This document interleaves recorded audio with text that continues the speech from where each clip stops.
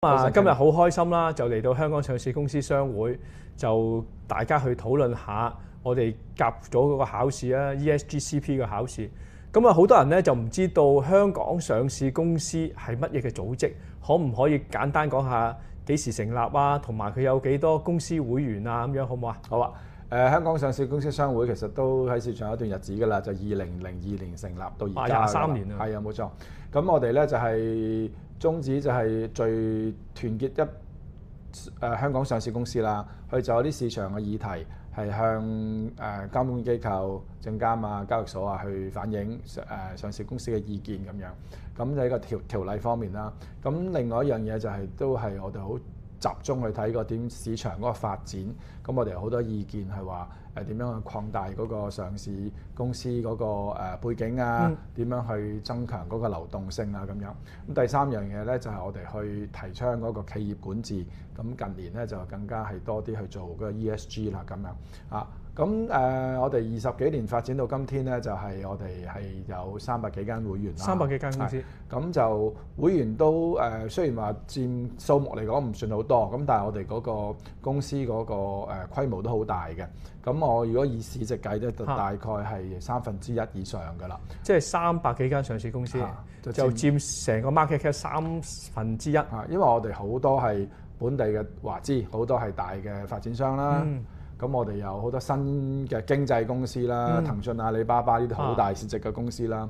我哋亦都有好多係央企、國企、幾大銀行，即係藍籌、紅籌好多都係。藍籌、紅籌、國企、新經濟嘅龍頭，全部都係我哋會員嚟嘅。我想問，除咗上市公司之外咧，有冇個人會員或者有冇其他公司嘅會員？個人會員暫時未有，因為我哋以公司會員為主。咁但係咧，我哋亦都有一個會員類別咧係叫做附屬會員，咁就係咩公司咧？就係一啲可能係會計師行啊、律師行啊，都係為上市公司提供服務嘅專業公司。專業公司咁樣啦。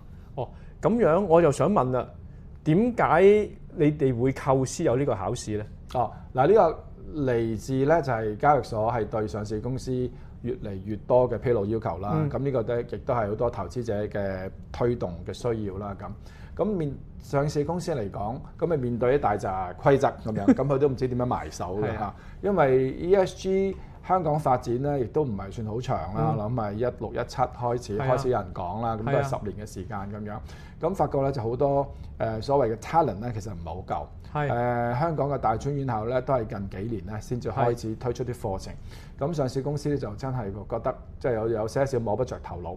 咁你話要出面揾一啲專業嘅公司去 consultant 去幫手，咁就一來花費大啦，二來其實整個市場都係學習當中咯。咁呢個係比較難嘅一件事嚟嘅。咁所以先至諗起話點樣解決到呢個幫上市公司解決到人才嘅問題？去點樣請啲人翻嚟，係確保佢哋去知道佢哋呢啲人真係幫到佢手，去符合嗰個合規要求。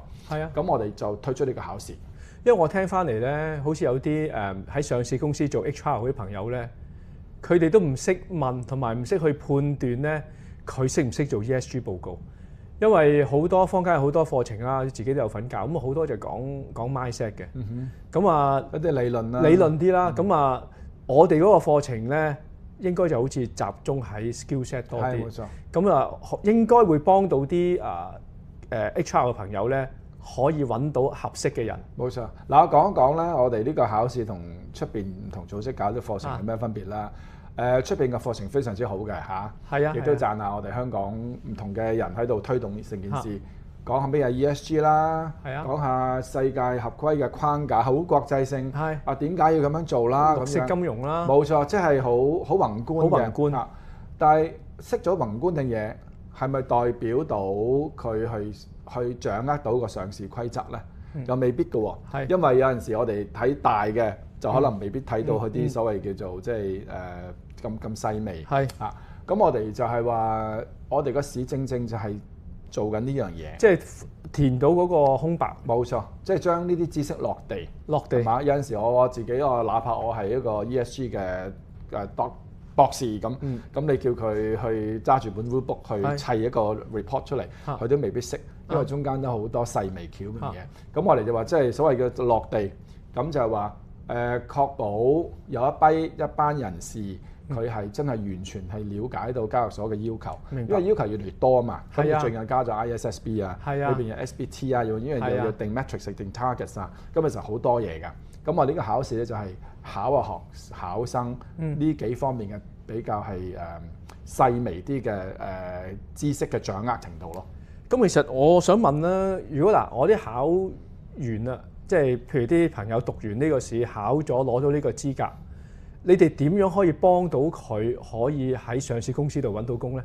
即係我哋有個人才庫啊，我哋點樣推動上市公司 HR 會更加清楚呢啲嘢咧？當然我哋第一步就話等個市場去知道有呢個試，係啊，亦都明白到考咗呢個試有呢個銜頭代表啲咩嘢，咁就代表咗咧佢係好熟書，係簡單講，熟例，好熟條例。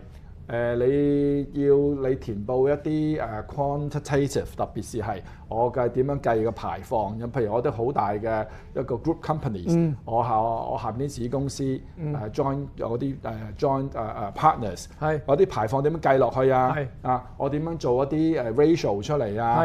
我點樣計嗰個預估個風險啊？我 set metrics 嘅時候。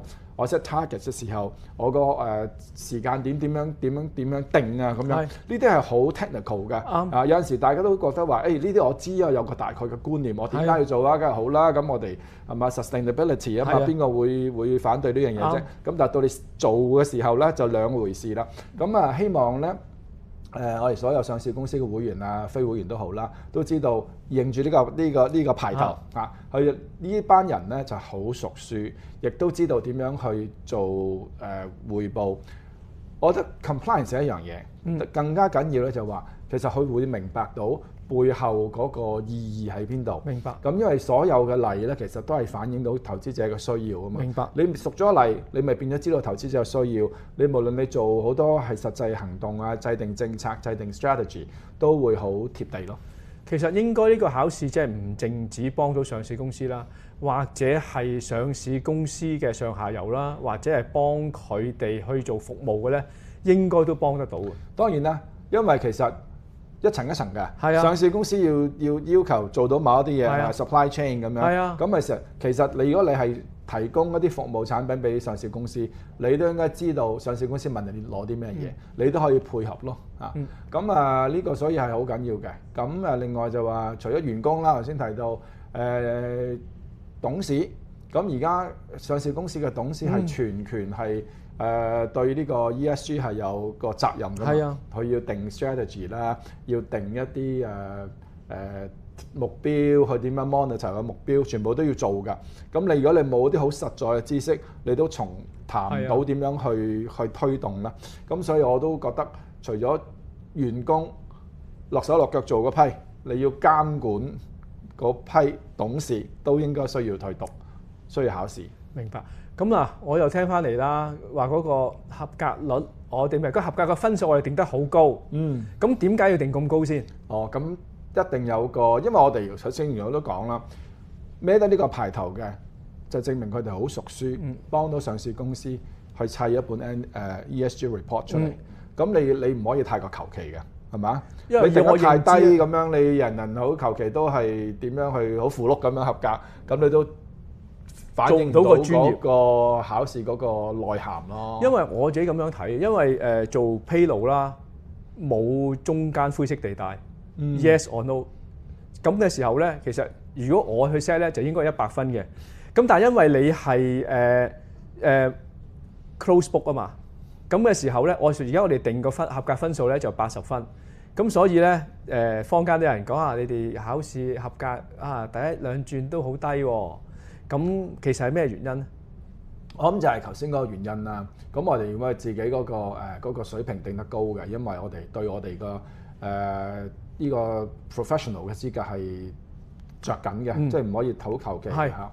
咁二來咧就係大家因為一兩次咧，正如我先都講啦，好多人覺得我都識啦，做緊啦，我明白點解去做啊嘛。咁到你真係落手落腳問啲 rule 好細微嘅時候咧，咁你就真係發覺有啲嘢棘住咗，可能我哋出嘅問題亦都刁轉咗啲喺個考試嘅環境裏邊，你亦都係緊張嗰啲咁樣嚇。咁當然啦，你係如果你真係做嘅時候，都可以話咁我睇翻本 rulebook 咯。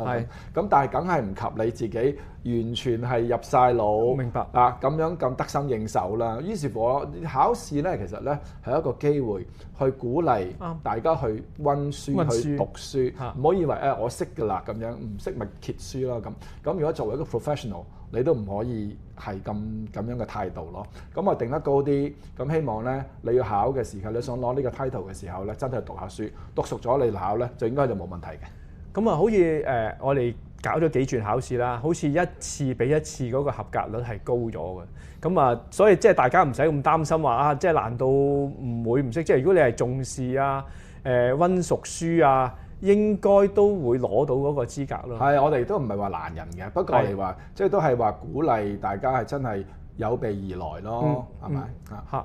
咁樣就今日問到呢度先啦。咁啊，好多謝我即係好開心同你合作，因為自己就做呢一個考試嗰個課程嘅培訓機構啦。咁我做嗰個培訓總監啦。咁我希望越嚟越培訓到多啲嘅 ESG 嘅人才出嚟啦，幫到上市公司手啦。係啊，多謝 Kenny 啊，啲都係我哋，所以要做到提高個市場水平咧，要唔同各方人士都要一齊去推動，一齊去合作先得。咁啊，多謝你又幫我哋培養嗰啲呢方面嘅專才出嚟。好啊，今日好多謝阿咪。OK，好多謝你。OK。